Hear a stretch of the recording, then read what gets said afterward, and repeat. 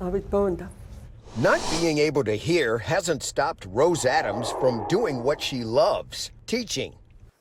I look sick, my daughter told me. Doctors determined Rose had a problem with her red blood cells that made her exhausted, with problems breathing. Rose picked the Cleveland Clinic to help her. 3 years ago, she came here thinking it was just for an initial blood test. I didn't have my hearing aid on.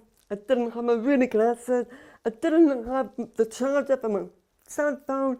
I wasn't prepared to stay overnight. But she stayed for what she now describes as a frightening 6 days at the Cleveland Clinic, with no idea what was being said because they didn't provide a sign language interpreter. Rose says she repeatedly asked for one. Yes, many times, many times. The second day I was screaming.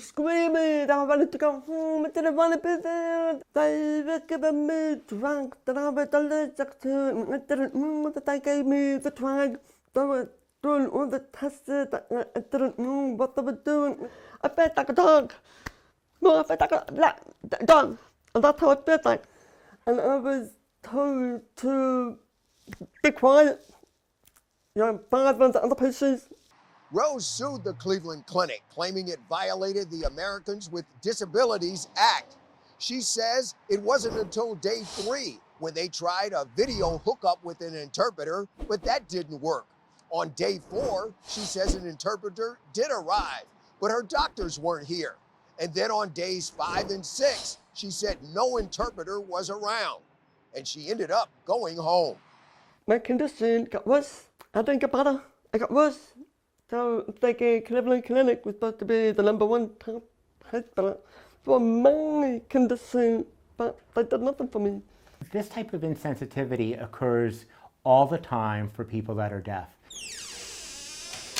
More than a year ago, her attorney, Matthew Dietz, reached an agreement with the hospital to avoid a trial. We agreed on a policy that interpreters would be provided upon request. However, if you don't train people to that policy, it's not going to get implemented. Recently, federal court judge Rodolfo Ruiz held the Cleveland Clinic in contempt for not getting the provisions of the agreement to help the deaf ever implemented.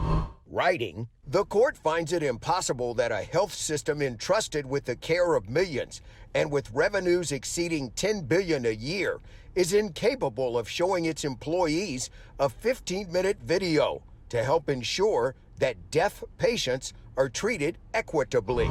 The fine, $1,000 a day until they comply with his order.